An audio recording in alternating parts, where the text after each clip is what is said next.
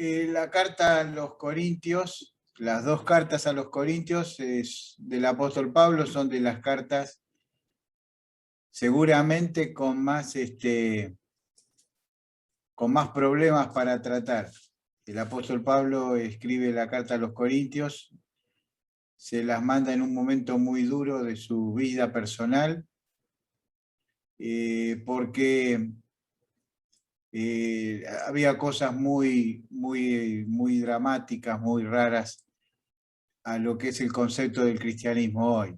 O sea, nosotros vemos hoy lo que pasaba en Corintios y nos escandaliza, pero hay que ubicarse en el lugar. Corinto era una ciudad sumamente bulliciosa, estaba en un lugar estratégico, había un continuo pasaje de gente de todas nacionalidades, era un centro, como hoy sería una gran metrópoli, una gran ciudad, con todas las posibilidades de tener cosas, de acceso a las cosas de aquel tiempo, pero también donde se polulaba el vicio, el desorden moral, y había cosas que en Corintios se daban como sentadas, especialmente a las conductas de las personas en su aspecto general, y que eran cosas comunes, cosas que se practicaban cotidianamente. Cuando viene el Evangelio, el apóstol Pablo llega con el Evangelio es aceptado, pero las personas tenían tanto cúmulo de desorden que corregir todo eso llevó tiempo y muchos sacrificios de parte del apóstol. Por lo cual encontramos algunas cosas que son difíciles de digerir para un cristiano, pero que si entendemos el contexto vamos a entender por qué pasaba. Así que si la introducción fuera más grande, quitaríamos mucho tiempo a los versículos, un capítulo bastante extenso, el primero. Así que vamos a ir leyendo y vamos a ir meditando. Una división del bosquejo es casi muy bueno el que está en la Biblia. Ustedes saben que la Biblia está bosquejada no es inspirado el bosquejo de la Biblia, las separaciones por temas, pero está hecho con mucha habilidad. Alguno podrá tener más discusión que otro, pero generalmente es acertada las divisiones. Vamos a comenzar a leer. 1 Corintios 1:1 dice Pablo, llamado a ser apóstol de Jesucristo, por la voluntad de Dios, y el hermano Sóstenes. A la iglesia de Dios que está en Corinto, a los santificados en Cristo Jesús, llamados a ser santos con todos los que en cualquier lugar invocan el nombre de nuestro Señor Jesucristo, Señor de ellos y nuestro, gracia y paz a vosotros, de Dios nuestro Padre y del Señor Jesucristo. En esta salutación nosotros ya podemos percibir la beta que va a tener la carta, el enfoque, cuál va a ser el centro, y acá lo vemos a la iglesia que está en Corinto, santificados en Cristo Jesús, llamados a ser santos, con todo lo que a los que invocan el nombre de nuestro Señor Jesucristo. O sea que hay una apelación constante a la santidad de vida. El apóstol Pablo se presenta como apóstol de Jesucristo, en casi todas las cartas se presenta, cuando no tenía seguramente, hasta cuando le escribe a Timoteo, que Timoteo no tenía duda del apostolado del apóstol Pablo. Pero Pablo se presenta porque, por ejemplo, a Timoteo cuando le da las cartas, le da muchas cosas que van a ser fundamentales para el desarrollo de la iglesia. Le está dando una instrucción directa. Y quiere remarcar el apóstol a Timoteo, que ya no se la está dando como el consejo de un amigo, de un padre mayor, porque pareciera, se percibían así los dos. Pablo se consideraba un poco un padre para Timoteo y Timoteo se consideraba un hijo de Pablo. Pero como le va a dar unas enseñanzas muy profundas al orden de la congregación, también se presenta a Pablo como el apóstol de Jesucristo. Y en esta carta se presenta como el apóstol de Jesucristo. Y es muy importante esto, por la voluntad de Dios. Por la voluntad de Dios. no por su voluntad, no porque fue un capricho, no porque fue una inquietud de él, no porque se consideró que podía ser alguien destacado. El Señor fue importante. Hay una frase que le dice, cuando Pablo se presenta a Ananías, y Ananías estaba medio timorato de recibirle porque estaba viniendo a su casa nada más ni nada menos que el perseguidor de la iglesia. Le dice el Señor, no temas en recibirlo, porque instrumento útil me es este. Fíjense, cuando el Señor pone la vista en alguna persona, seguramente va a cumplir la voluntad del Señor. Instrumento útil me es este. Y Pablo era un verdadero instrumento en las manos de Dios. El hermano Sóstenes, siempre el apóstol Pablo, varias cartas las escribe junto con alguien, pero no porque comparta el mensaje o tenga incidencia, sino que a veces el apóstol Pablo usaba a los hermanos, en el buen sentido de la palabra, para escribir. Usaba de su habilidad para escribir. Muchas veces el apoyo que tenían las personas, que era que él se le complicaba. Mira con qué grandes letras os escribo, dice en otra oportunidad. Como diciéndole, miren que pues estoy pudiendo escribir, me sale con letras grandes. Cuando uno tiene dificultad de escribir, escribe con letras grandes, como cuando un niño empieza a escribir. Entonces, el apóstol Pablo estaba siempre acompañado por algún hermano, buscaba la compañía de los hermanos, el apóstol Pablo. Era bueno, no fue un creyente unitario, siempre fue un creyente que buscó la compañía de los hermanos.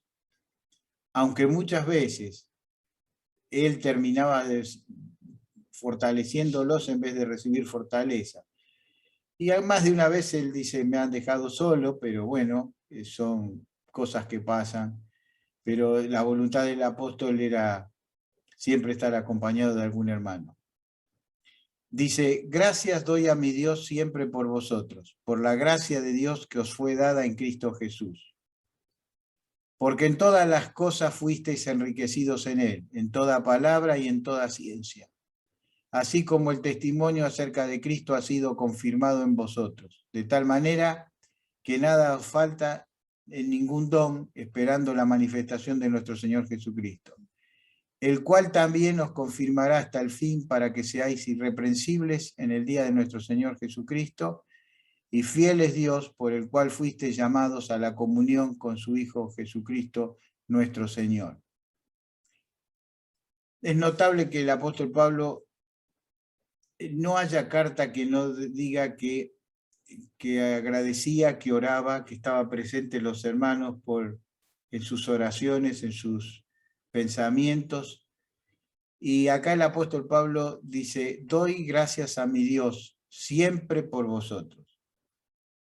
Qué maravilloso, qué ejemplo de que yo estoy explicando estas palabras, pero en realidad me duele, me carcome ver el apóstol Pablo, la dedicación que le ponía por medio de la oración y del servicio a los hermanos. O sea, qué ejemplo que nos limita hasta la capacidad de explicar el texto, porque nos conmueve y nos pone tan en aprietos a lo que somos nosotros, y que esa frase del apóstol Pablo tan paternal, gracias doy a mi Dios siempre por vosotros, por la gracia de Dios que os fue dada en Cristo Jesús. Quiere manifestar acá el apóstol Pablo la maravillosa bendición de recibir la gracia. Hay dos cosas que recibimos que no podemos, que básicamente que son las que mueven todo, y es la gracia y la misericordia de Dios. Son dos cosas que están inaccesibles para nosotros, porque Dios se manifiesta como un Dios, como un don por medio de la gracia hacia nosotros, y merecedores que no podíamos tener recursos, y por la misericordia del Señor Dios manifiesta toda su buena voluntad de pecadores perdidos. O sea, uno hace referencia a una imposibilidad que teníamos nosotros de solucionar el tema del pecado, y el otro es la misericordia de Dios a pesar de ser pecadores. Por lo cual, el creyente debe ser consciente que lo que es y lo que hace es por la gracia y la misericordia del Señor. No hay en nosotros virtud alguna, si no fuera por apoyarnos en esas dos cosas maravillosas que el Señor tiene a disposición nuestra permanentemente y que hacen tanto bien a nuestra vida. Y el entenderlas y el disfrutarlas, estas dos cosas maravillosas, estas dos actitudes del Señor con nosotros, hacen que promueva en nosotros la humildad. De reconocer nuestra impotencia, hace que podamos reconocer su gracia y su misericordia. Porque todas las cosas fuisteis enriquecidos en él. Acá el apóstol Pablo está diciendo, la iglesia de Corinto era una iglesia que tenía posibilidades de enorgullecerse. ¿Sí? Había posibilidades económicas, había capacidades, ya que había capacidades, había ciertos posicionamientos de los grupos, inclusive de los grupos que se hicieron en la iglesia, había divisiones por esa prevalencia de esas capacidades. El apóstol le está diciendo, fuisteis enriquecidos en toda palabra y en toda ciencia o conocimiento, quiere decir acá, se puede reemplazar, en toda palabra, en toda ciencia, así como el testimonio acerca de Cristo Jesús ha sido confirmado entre vosotros. O sea que no le faltaban cosas a Corinto. Había iglesias con mucho más déficit que Corinto y que eran más, habían respondido con más santidad, con una mejor respuesta al Señor. Corinto no era desaprovisionada, tenía condiciones para poder caminar la vida de fe sin trastorno. De tal manera, versículo 7, que no os falta ningún don, esperando la manifestación de nuestro Señor Jesucristo. Acá dice, esperando la manifestación de nuestro Señor Jesucristo, después dice que es para que seáis, en el versículo 8, para que seáis irreprensibles en el día del Señor Jesucristo, y después llamados a la comunión con su Hijo Jesucristo. Son tres cosas, tres joyitas que deja el apóstol Pablo tocante al Señor. La primera en el versículo 7, de tal manera que nada os falta en ningún don, esperando la manifestación de nuestro Señor Jesucristo. No nos falta nada. Entonces, ¿qué es lo que hay que hacer? Ponerse a trabajar y ponerse a vivir la vida cristiana como corresponde, teniendo la vista en la manifestación gloriosa de nuestro Señor Jesucristo. Nunca el creyente debe perder esto. Cuando nosotros tenemos como algo importante en nuestra vida la manifestación del Señor Jesucristo en todos los aspectos, nuestra vida tiene una orientación diferente. El cual también os confirmará hasta el fin. Es el trabajo del Señor. Confirmarnos permanentemente hasta el fin de las cosas. Para que seáis irreprensibles. Es la segunda cosa para la manifestación. Cuando el Señor se manifieste, ustedes puedan ser irreprensibles. Segunda cosa. Y la tercera, el cual también, fiel es Dios, el cual fuisteis llamados a la comunión con su Hijo Jesucristo nuestro Señor. Fíjense, la manifestación del Señor en ustedes, para que seáis irreprensibles y que fuisteis llamados a la comunión con su Hijo Jesucristo nuestro Señor. Qué manera inteligente de vincular las cosas, ¿no? No se puede anhelar ver la manifestación del Señor, ya sea en nuestra vida o la manifestación gloriosa del Señor, si no fuimos llamados a la comunión, si verdaderamente no interpretamos lo que significa la comunión con el Señor Jesucristo.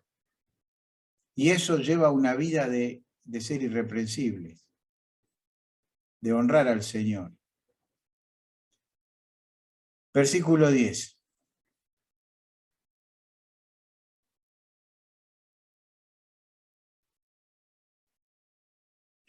Os ruego, hermanos, por el nombre de nuestro Señor Jesucristo, que habléis todos una misma cosa, que no haya entre vosotros divisiones, sino que estéis perfectamente unidos en una misma mente y en un mismo parecer. Porque he sido informado acerca de vosotros, hermanos míos, por los de Cloé, ¿Qué hay entre vosotros contiendas?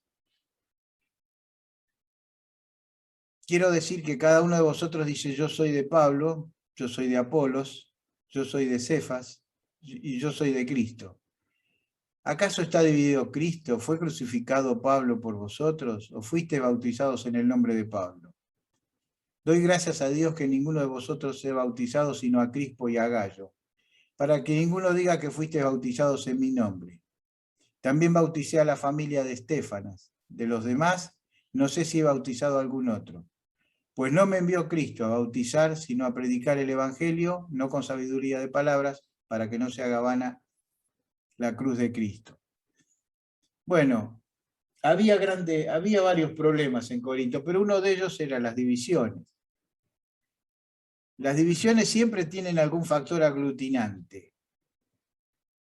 Siempre es parte de uno o dos personas relevantes que generan simpatías a su alrededor, ¿no? Y de esa manera se hacen grupos. Si ese acercamiento de las personas hacia una persona por actitudes relevantes que están signadas por la espiritualidad, no va a pasar nada. Pero cuando esas simpatías llevan a la carnalidad, sí pasa. Y ellos empezaron a argumentar algunas cosas. Estaba poniendo acá un foco de discusión a Apolos. Algunos decían, yo soy de Apolos. Apolos se cree que era de origen judío alejandrino. Alejandrino es casi seguro. Era muy elocuente. En Alejandría había una escuela era un centro educativo, de formación muy grande. Había una colonia de judíos que se fueron en la época antes del Señor, en los siglos antes del Señor, cuando vino la persecución de los asmoneos. Cuando vinieron Roma se hizo importante aproximadamente los 2 primeros siglos antes del Señor.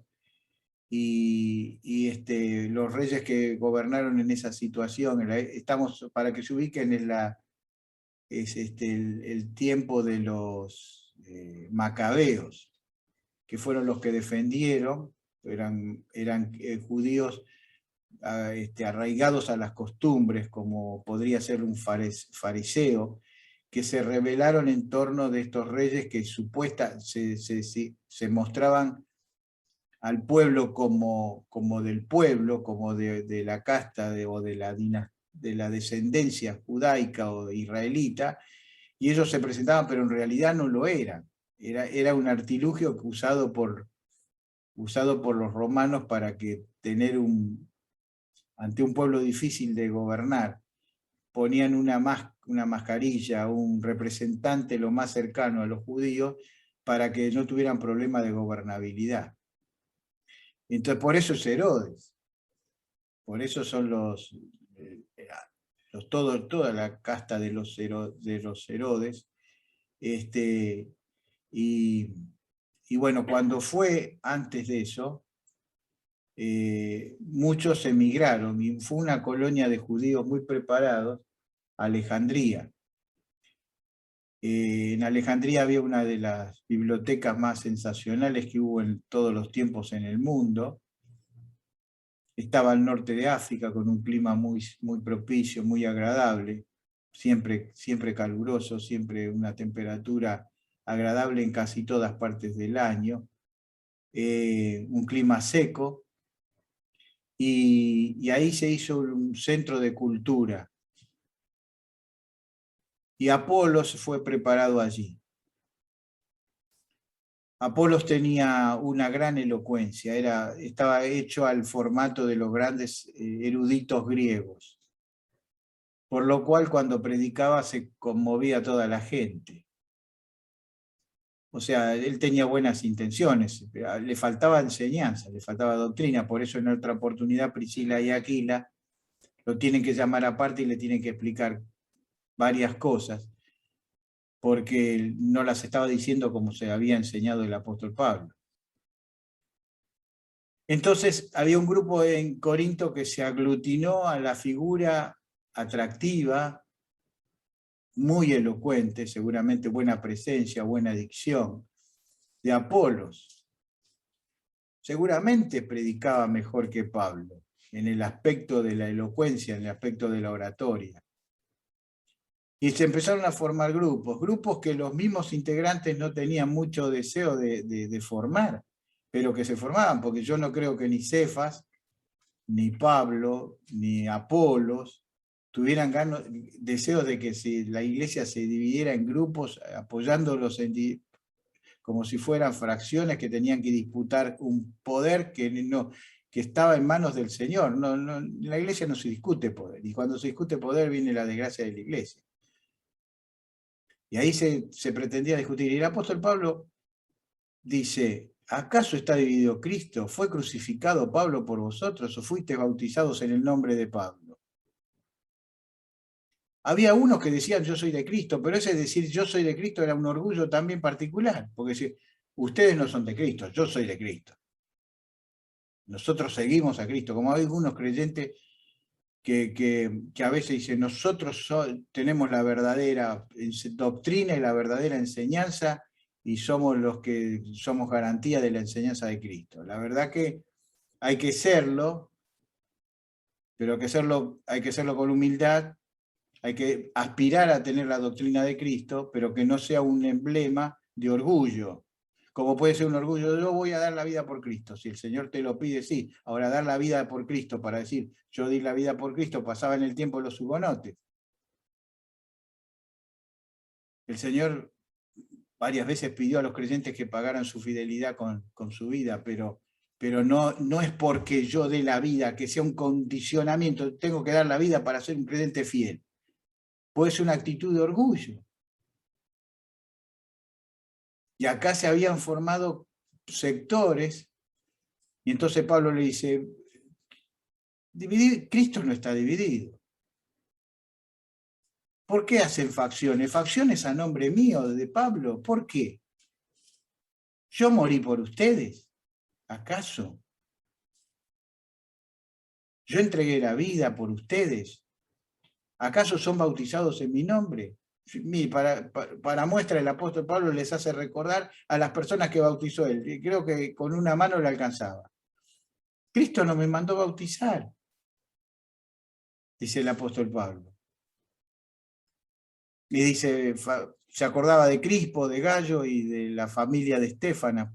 Supongamos que pueden haber sido 5 o 10 personas que habrán bautizado en toda su carrera, no era nada, con los cientos de personas convertidas por su ministerio.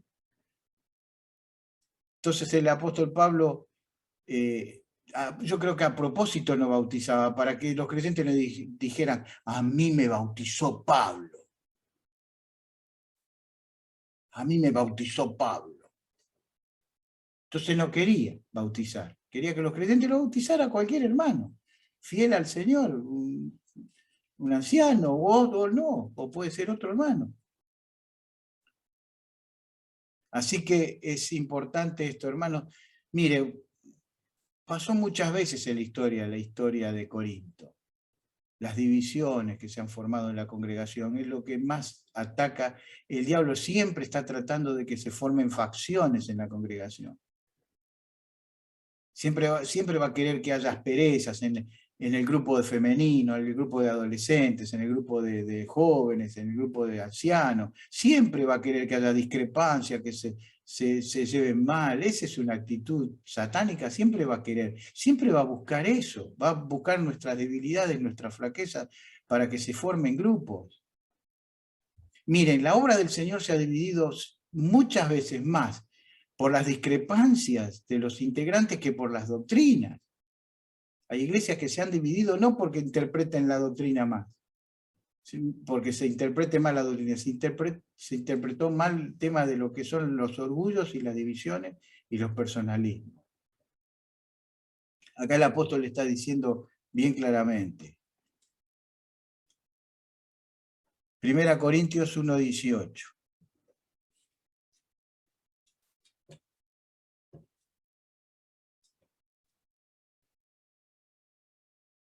Porque la palabra de la cruz es locura a los que se pierden, pero a los que se salvan, esto en nosotros es poder de Dios. Pues está escrito: destruiré la sabiduría de los sabios, desecharé el entendimiento de los entendidos. ¿Dónde está el sabio? ¿Dónde está el escriba? ¿Dónde está el disputador de este siglo? ¿No ha enloquecido Dios la sabiduría del mundo?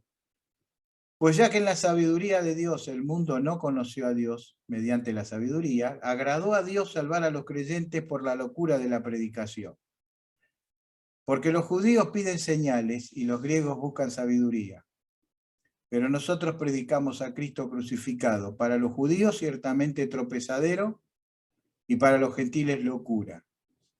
Mas a los llamados, así judíos como griegos, Cristo es poder de Dios y sabiduría de Dios. Este es un pasaje memorable de la Escritura. Está explicado de una manera tan clara, pero también tan profunda, tan catedrática, porque el apóstol Pablo tiene frases que hasta las personas que miran la Biblia bajo un punto de vista lingüístico, y tal vez Carmen con sus estudios puede decirlo, tiene una calidad de una riqueza de idioma y de lingüística cuando uno lo mira, encima escritas en griego, y encima escritas, el apóstol Pablo pareciera que era una persona que se adaptaba a las circunstancias. Cuando tenía personas que estaban frente a filósofos griegos, hablaba como ellos. Hablaba con el conocimiento de sus filosofías, de sus pensamientos, de sus yerros, de sus equivocaciones, dónde estaban sus huecos, dónde estaban sus fortalezas en su exposición. El apóstol Pablo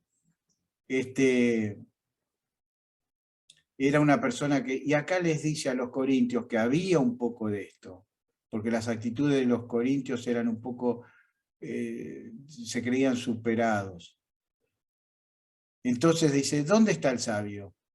A ver, ¿dónde está el sabio? ¿Dónde está el escriba? ¿Dónde está el disputador de este siglo? Los griegos disputaban en las gradas de los centros de cultura. Se disputaban las ideas, se exponían y se debatían. Pablo le dice, miren, hermanos, la enseñanza del Señor Jesucristo no se discute, se obedece. El Señor no lo debemos discutir, al Señor lo debemos obedecer. Yo sé que a veces surgen inquietudes por cosas que nos pasan y decimos, Señor, ¿por qué? ¿Por qué pasó? ¿Por qué pasa, Señor? ¿Por qué me pasa esto?